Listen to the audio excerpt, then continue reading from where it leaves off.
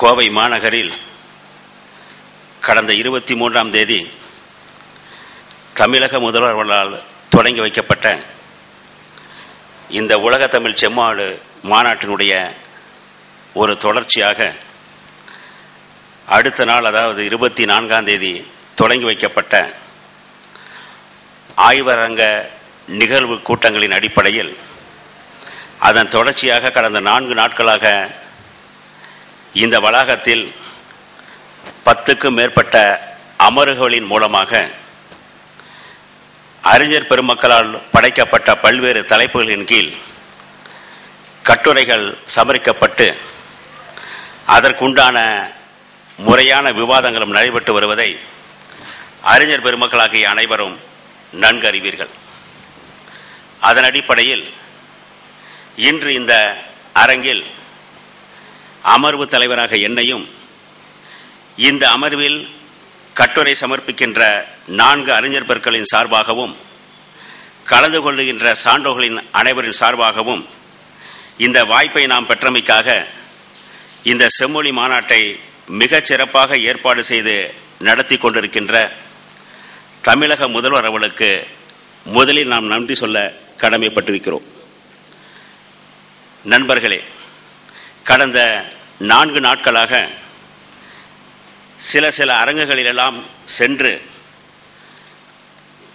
நம் மாநிலத்தினுடைய தமிழ் அறிஞர்கள் மட்டுமல்லாமல் பிற மாநிலத்திலும், ஏன் வெளிநாட்டினரும் கூட சமர்ப்பித்த கட்டுரைகளெல்லாம் உற்று நோக்கிய பொழுது எந்தளவு ஆர்வத்தை அந்த அறிஞர் பெருமக்கள் இந்த மாநாட்டில் கொண்டிருக்கிறார்கள் என்பதை நேரடியாக நம்மால் உணர முடிந்தது.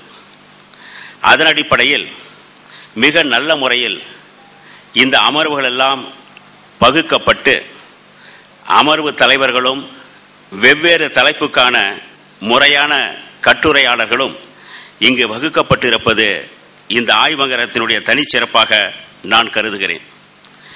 இந்த அமர்வினுடைய பொது தலைப்பு பொருளாண்மை, கலை, இலக்கிய, பண்பாட்டு வரலாறு என்பதாகும். பிராட் ஏரியா ஆஃப் அப்ரோச் அப்படின்னு சொல்லுவோம்.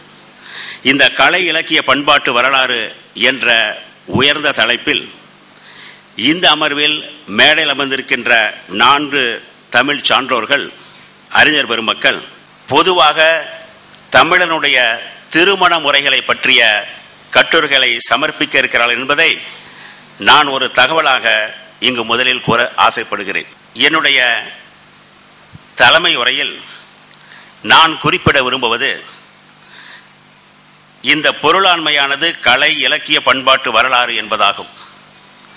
உண்மையிலேயே ஒரு செம்மொழிக்குடைய அனைத்து தகுதிகளையும் பெற்றிருப்பது நம்முடைய தாய்மொழி என்று சொன்னால் அது மிகையாகாது.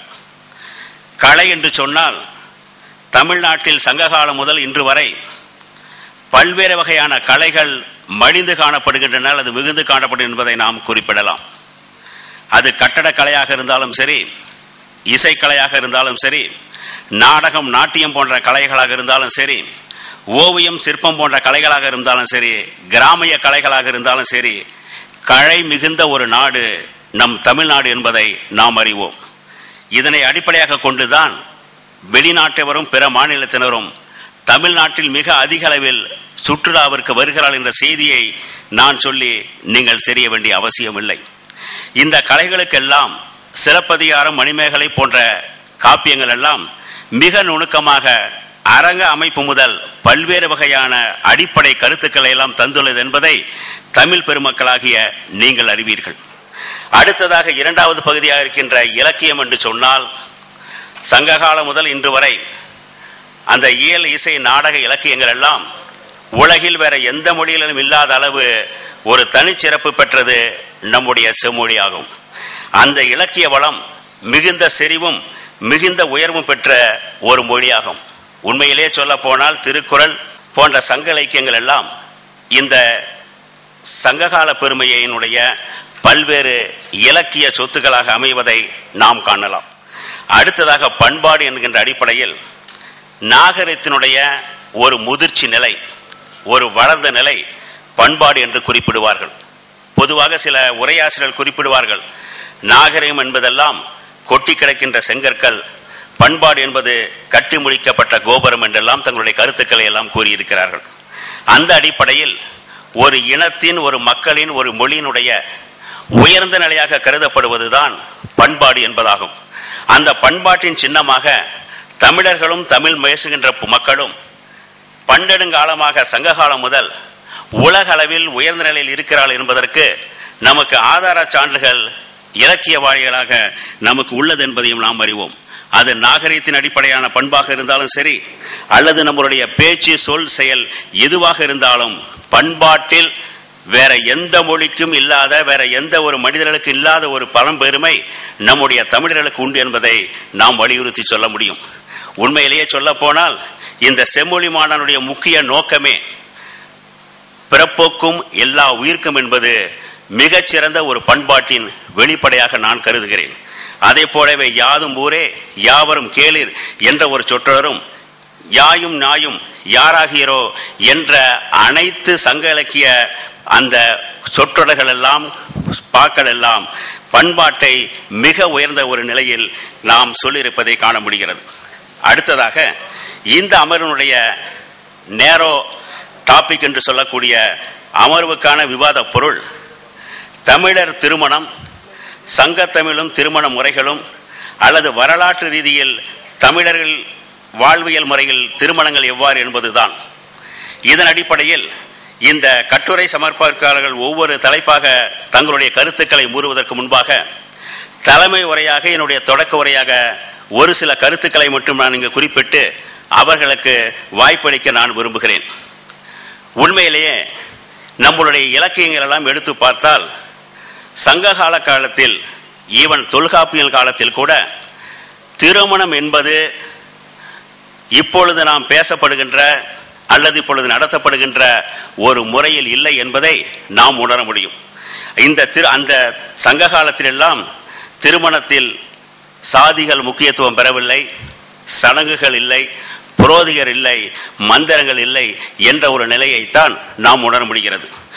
அந்த தொல்காப்பியர் குறிப்பிடுகின்றார், கற்பனப்படுவது காரணமுடு புணர கொளர் குறி மரபின் கிழவன் கிளத்தியை கொடைக்குறி மரபினோர் கொடுக்கும் கொள்வதுவே என்ற ஒரு அடிப்படையில் தான் திருமணத்தை பற்றி தொல்காப்பியர் குறிப்பிடுகின்றார். அதற்கு பின்பாக இந்த மாதிரி ஒரு முறையான ஒரு திருமண முறை இல்லாததை பல்வேறு சமுதாய மக்கள் சில விமர்சனங்களுக்கு உள்ளாக்கிய பொழுது பொய்யும் புரட்டும் அதிகமான காலகட்டத்தில் அதற்கு பின்புதான் சடங்கு முறைகளும் சாதி முறைகளும் உருவாக்கப்பட்டது என்ற கருத்தை தொல்காப்பியர் கூறுகிறார். பொய்யும் வலுவும் தோன்றிய பின்னர் ஐயன் யாத்தனர் காரணம் என்பது அவருடைய பாடல். சங்க இலக்கியத்தில் திருமணத்தை விட திருமண வாழ்வில் ஈடுபடுகின்ற தலைவன் தலைவி பற்றிய குறிப்புகள் அகநானூரில் மிக அதிகமாக இருப்பதை நாம் அனைவரும் அறிந்திருக்கிறோம், அதே போல தெரிந்திருக்கின்றோம். சங்க காலத்தில் குறிப்பாக பல்வேறு வகையான திருமண முறைகள் இருந்ததாக குறிப்பிடப்படுகிறது. அந்த நிலைகளில் மிக முக்கியமான 3 நிலைகளை இங்கு நான் குறிப்பிட விரும்புகிறேன். ஒன்று, பிறர் அறியாமல் சந்திப்பது அல்லது பழகுவது. அது களவு வாழ்க்கை என்ற ஒரு பின்னணியில் அடிப்படையில் அது பேசப்பட்டு வந்தது. இரண்டாவதாக கற்பு வாழ்க்கை. அந்த தலைவனும் தலைவியும் தங்களுடைய பெற்றோருடைய சம்மதத்தோடு திருமண வாழ்க்கை நடத்துவது இரண்டாவது முறை கற்பு வாழ்க்கை. மூன்றாவதாக பெற்றோர் சம்மதம்